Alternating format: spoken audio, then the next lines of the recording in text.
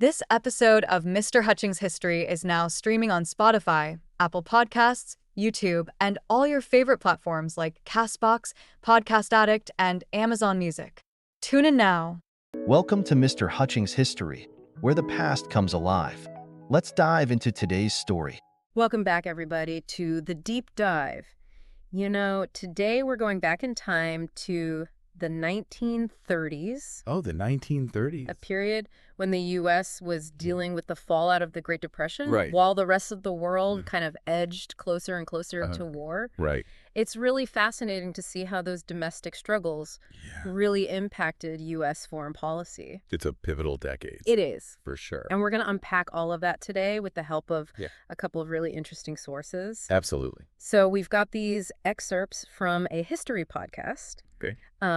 Sounds like it was made for some pretty advanced history students. Interesting. And then we've got this other source, Yeah. which is just kind of this intriguing pasted text Yeah, right. that could be lecture notes Mm. or maybe straight out of a textbook. Yeah, well, combining sources like that can be really interesting. It can. You get very different perspectives Totally. and a much more well-rounded view Absolutely. of a certain topic. Okay, so both of these sources are about U.S. foreign policy in the 1930s. Right. So buckle up. Let's set the scene here. Okay. Imagine the U.S. right after the Wall Street crash. Oh, 1929. 1929. Yeah. Unemployment is sky high. Yeah. People are struggling to just survive. Yeah. It wasn't really a time when people were looking to get involved Yeah. in some far-off conflict. No, absolutely not. Right.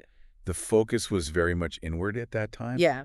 Domestic recovery was everything. Right. And I think that the economic crisis of the time Yeah. really fueled public support Oh, for sure. for isolationism. Yeah.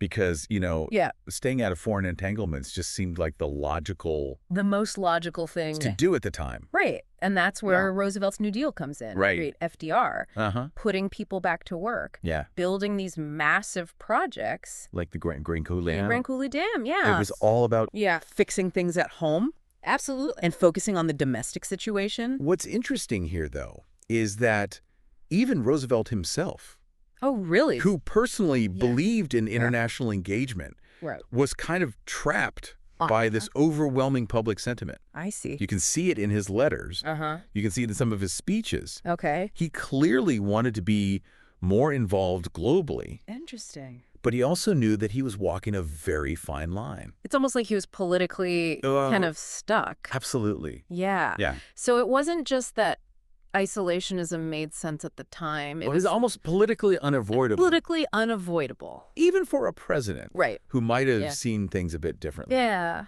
Yeah, but our sources suggest this wasn't just some knee-jerk reaction to the Depression. Exactly. There was a deeper root There's deeper roots.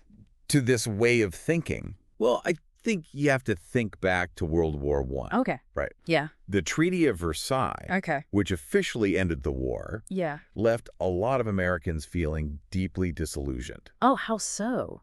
Well, first of all, many of them saw the terms imposed on Germany Uh-huh. as a betrayal of Wilson's vision for a just peace. Right. But beyond that, there was this growing feeling that the U.S. had just gotten tangled up Yeah. in a European mess Right. that wasn't really theirs to solve. It's almost like signing up for a group project Yes. and then getting stuck with all the blame and the bill. Exactly. Perfect analogy. Yeah. And this feeling of being burned by that experience Yeah. only intensified Okay. when the U.S. Senate rejected Woodrow Wilson's League of Nations. Oh, right. That was huge. That was like slamming the door Yeah. on international cooperation. So you could almost draw a straight line You practically could. from that rejection Yeah. to all of these isolationist policies of Yeah. the 1930s. Oh, Wow. So even though World War I ended in 1918, Right. its legacy is still shaping things Oh, absolutely. a decade later. Yeah, and in fact, Yeah. that legacy kind of continued throughout the 1920s Okay. with policies like the Yeah. Kellogg-Briand Pact, Okay. which basically outlawed war, Right.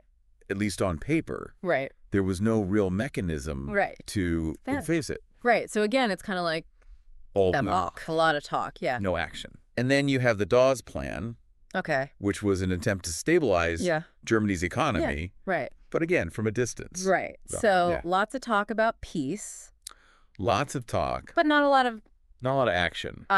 Action or follow through. Right. I'm guessing this wasn't just happening in the halls of government, though. Well, this is where it gets interesting. Okay. Because, Yeah. popular culture can be a powerful reflection Right. of what people are thinking and feeling. Right. Take, for example, the film All Quiet on the Western Front, Oh, yeah. which came out in 1930. Okay. It really vividly depicted the horrors Right. of World War I Right. with just brutal honesty Yeah. that I think really shook people at the time. Right. And I think Yeah. this film, along with many other books and films of the period, Okay. really solidified this public aversion to war. I see. For many Americans, Yeah. foreign entanglements were to be avoided at all costs. Yeah. So it really reinforced that idea Like, that did you- they had been burned Yeah. the last time around. So Yeah. we've got this deep-seated isolationist Right. sentiment born out of, Right. economic hardship, Yeah. disillusionment with World War I, and then you said it was And reinforced by popular culture. reinforced by popular culture. Yeah. But did all of this translate into actual policy? It absolutely did. Okay. And that's where the Neutrality Acts come in. Okay, so let's unpack those. Okay. What exactly were they? Well, these were a series of acts Okay. passed between 1935 and 1937, Okay. designed specifically Uh-huh.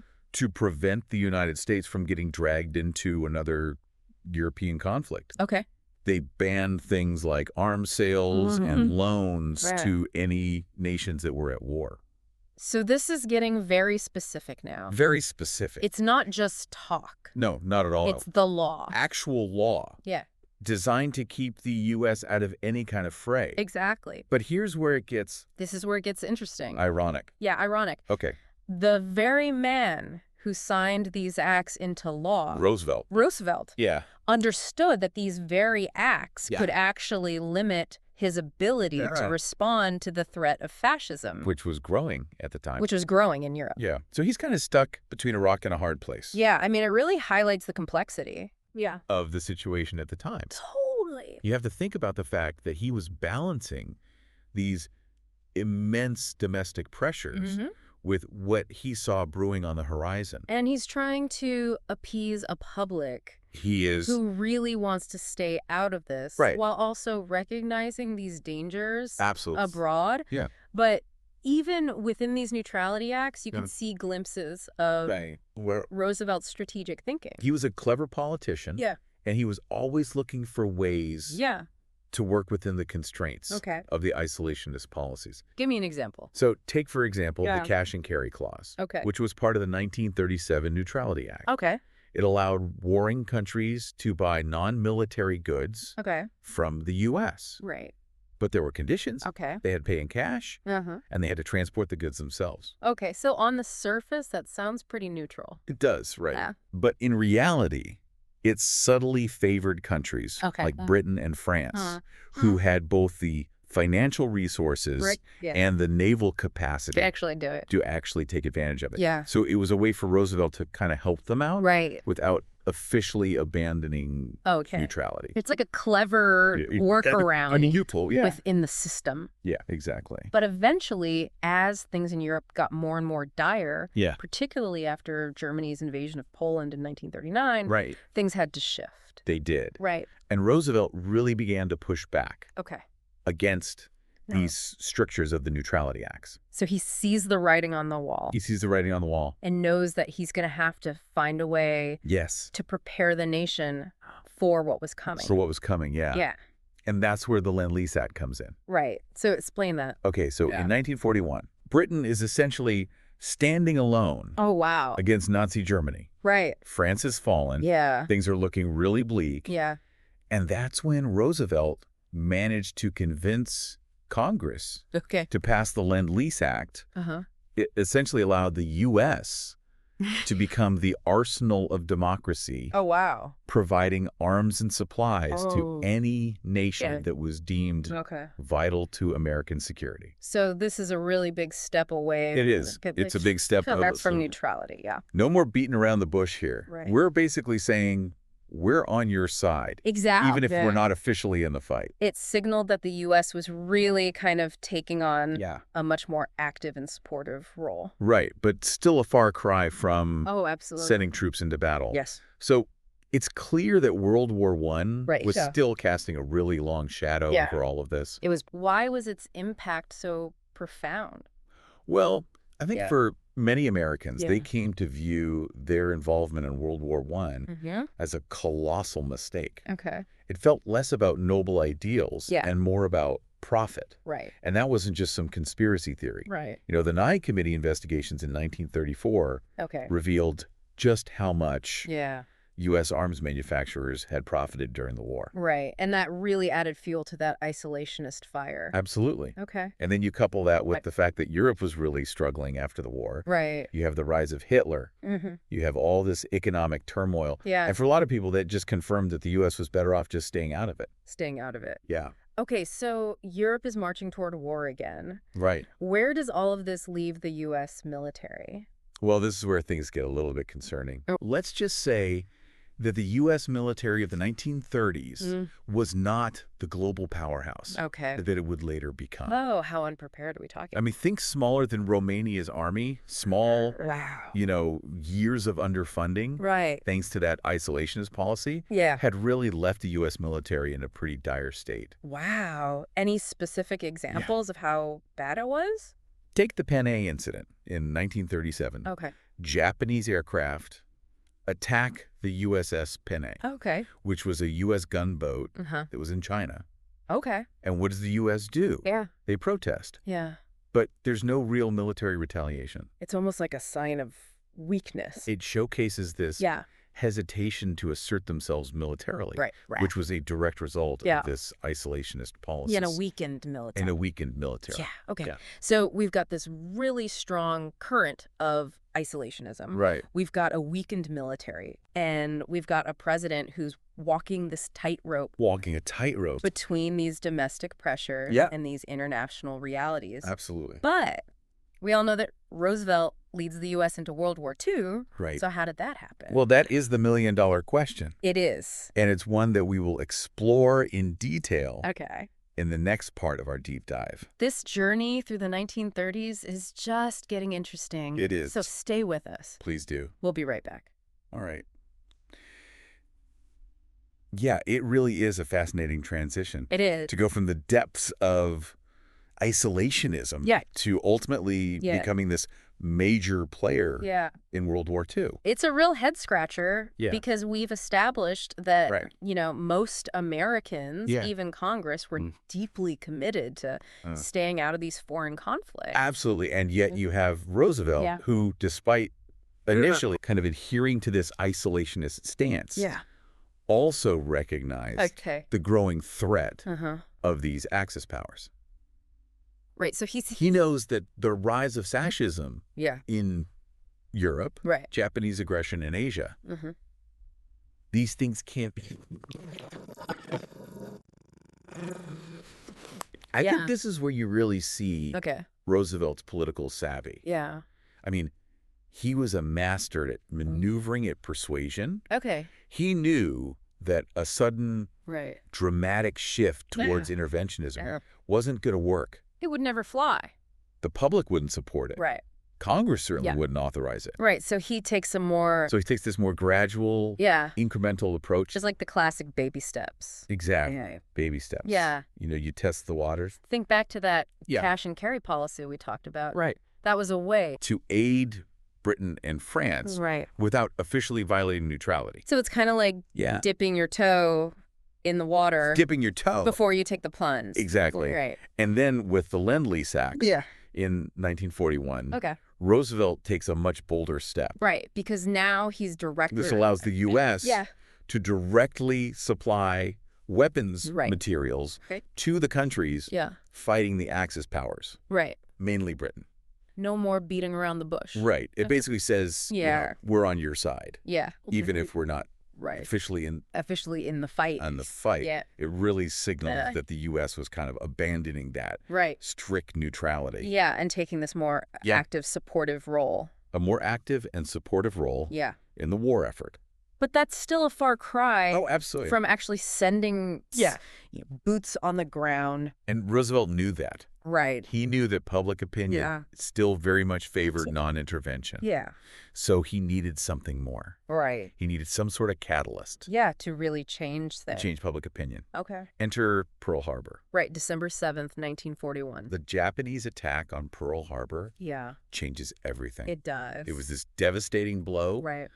But it also galvanized the American public. It really did. This idea of isolationism that had been so strong for years just evaporated overnight. Yeah, the sleeping giant was awakened. Exactly. The attack really shattered any remaining illusions of isolationism and unified the nation in a way that nothing else could. Right. So in a way, you could argue that Pearl Harbor did, years of speeches and political maneuvering. It did what years of speeches and political maneuvering couldn't do. It brought the U.S. It brought them fully into the war. Into the war, But I think the real key takeaway here is that while Pearl Harbor was certainly the catalyst, it's important to remember that Roosevelt had been laying the groundwork for this. For years. For years. He knew it was a matter of when, not if. Right. So he's strategically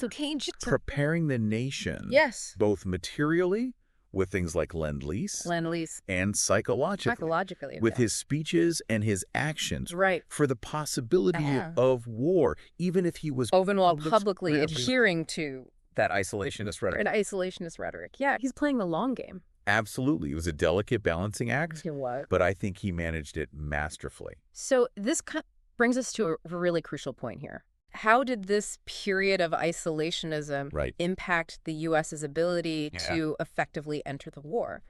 Well, we've talked about the state of the military. That's a great question. But what were the broader implications? Yeah. I mean, the U.S. military was, as we discussed, woefully unprepared for a major conflict. You know, years of underfunding meant that they were really lagging behind in terms of, you know, equipment, training, manpower. And now they've got to ramp up Exactly. This entire military apparatus. Practically overnight. Yeah. It's a logistical nightmare. But beyond just the practical side, were there any strategic consequences to this delayed entry?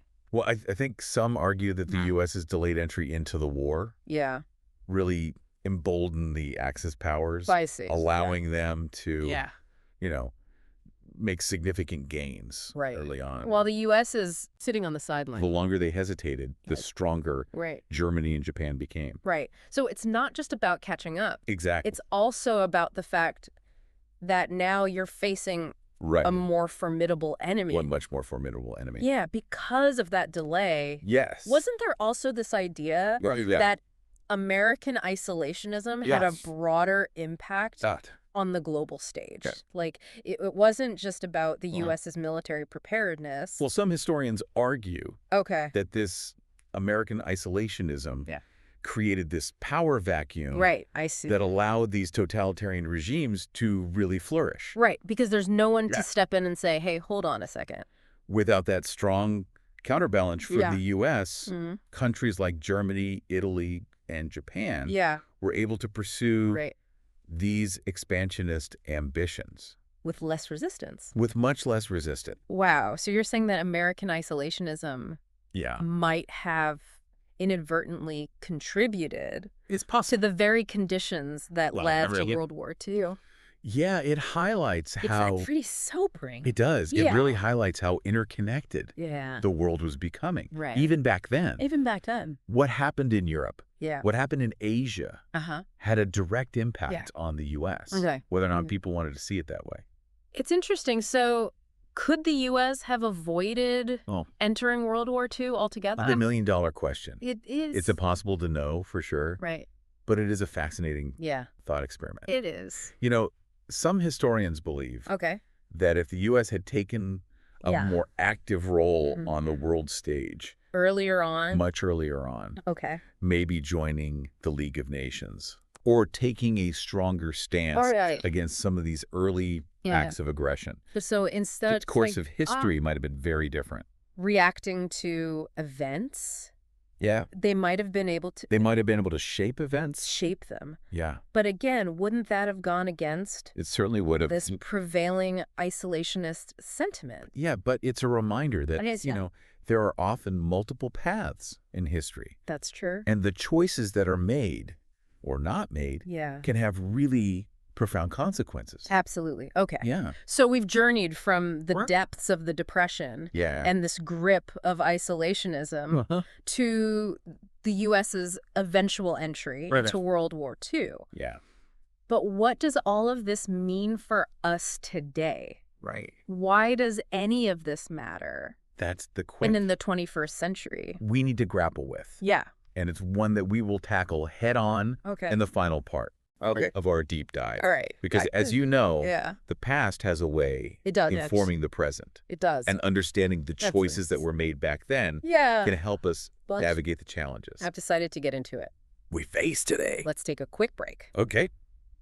Okay, so we're back and ready to connect the dots between, you know, this fascinating history and the world we live in today. Right. We've seen how the U.S., you know, grappling with the Depression and really disillusioned by World War I, really embraced isolationism in the 1930s. Right. And then we explored the complexities of Roosevelt's leadership. Yeah, trying to, you know, strategically move the nation towards greater engagement while still respecting public's strong desire for peace. Not an easy task. It wasn't. No. But now it's time to bring it all home. What can we learn from the U.S.'s experience with isolationism back then? Yeah. Does any of this resonate in the 21st century? Well, I think first and foremost, Yeah. it really underscores the danger of retreating from the world stage. Okay. Especially when you have these very real and growing threats that are emerging. Yeah. You know, the U.S.'s reluctance to directly confront the rise of fascism, Japanese aggression, ultimately it made the situation so much more dangerous. Far more dangerous. And costly in the long run. And costly. It's like ignoring a small fire, hoping it will just go out on its own. Exactly. Only to realize that it's turned into and then a raging inferno. A raging inferno by the time we decide to do something about it. Yeah, the longer the U.S. waited. The U.S. waited. To really engage. Right. The stronger those Axis powers became. Right. And the harder. And that made the eventual fight. It made the fight. Much harder. Harder. Requiring more resources. Yeah. Ultimately, more lives lost. So, lesson number 1. Yeah. Burying your head in the sand. Doesn't work. Doesn't make those global problems magically disappear. It does not. And here's another key lesson that I think we can take away from all of this. This period highlights the importance of both strategic leadership, but also public persuasion. Public persuasion. Roosevelt understood that he couldn't just force the nation into war. Yeah. He had to. He had to bring the public along. Bring the public along. Yeah. Right. Prepare them. Prepare them. Both materially and psychologically. For conflict. For a conflict. That many people. We're truly reluctant to embrace. Yeah. It's really about, you know. Yeah, it's about building consensus. Getting people on board. Yeah. Even if it's a journey that they're initially. Right. You got to meet people where they are. You have to meet people where they are. Right. Absolutely. Yeah. You can't just expect them to suddenly jump on board. With when something is they're significant as war. Really opposed to. Yeah. And this brings us to another point. That I think is really important to acknowledge. Yeah. History is rarely black and white. Yeah. We often want to simplify things. Right. And, you know, it's easy to see isolationism as just this big mistake. It's easy to just dismiss it. Right. As naive. This naive retreat from global responsibility. A retreat from global responsibility. But as we've seen, it's much more complicated. It's so much more complicated than that. Isolationism wasn't just a policy. It wasn't. It was a reflection. A reflection. Of these deep-seated anxiety. Right. Economic hardship. Right. This very real desire. To just avoid another war. To avoid another devastating war. Yeah. And understanding those motivations right. is critical. It is. If we want to actually make sense of the choices that were made. It's about understanding the context. It is. Right. Absolutely. Not just judging the past. But learning from it. Learning from it. And those lessons. And those lessons. Can be so relevant today. Can be incredibly relevant today. I'm curious about that. Yeah. How does this period resonate with the world we live in now? Yeah, well. It feels like, you know. I think it's easy to feel bombarded with news about, you know, global crises. A sense of fatigue. Conflicts. Yeah, desire. It can feel really overwhelming. To just tune it all out. Yeah. And focus on things. Yeah. I feel that. Closer to home. Yeah. But I think what this period in the 1930s shows us is that retreating inward isn't always the answer. Engaging with the world. Even when it's messy. Yeah. And complicated. It's hard. Is often necessary. Yeah. But how do you do that without feeling completely overwhelmed? Right. How do you engage without feeling totally overwhelmed or powerless? Yeah. Well, I think this is where that idea of strategic engagement comes in. You know, just like Roosevelt had to think about how to gradually bring the U.S. into the war effort. We have to think about how we can, you know, make a difference in a way that feels meaningful. And sustainable. Sustainable, right? So it might be, you know, supporting organizations. That are doing work on the ground. Yeah. It might be advocating for policies that promote peace and cooperation. Right. Or it might simply be... Or even just staying informed. Staying informed. About these global issues. So finding those points of leverage... Finding those points of leverage, those areas where we can make a difference, however small. Right, and focusing your energy there. Focusing your energy there. It's about recognizing that we're all part of this global community. We are all part of a global community. Whether we like it or not. Whether we like it or not. And that our actions or inactions have ripple effects. Have ripple effects. Well, this has been... incredibly thought-provoking. It has been a fascinating deep dive conversation. We've covered so much ground. We have. From the you know, depths of the Depression to the outbreak of World War II. And it's amazing to see how those echoes. Right. And it's amazing to see. Of that period. Still resonate. Echoes of that period still resonate today. Yeah, I think it's a real testament to how history can inform our understanding of the present. It makes you realize that history isn't just about, you know, dates and names. It's not just about. It's about dates and names. No. Choices.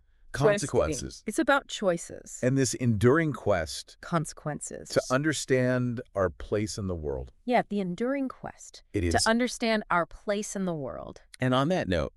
We want to leave you. We do. With a final thought to ponder. Okay. So we've explored how these domestic factors shaped U.S. foreign policy in the 1930s. Yes. But what about... But what about...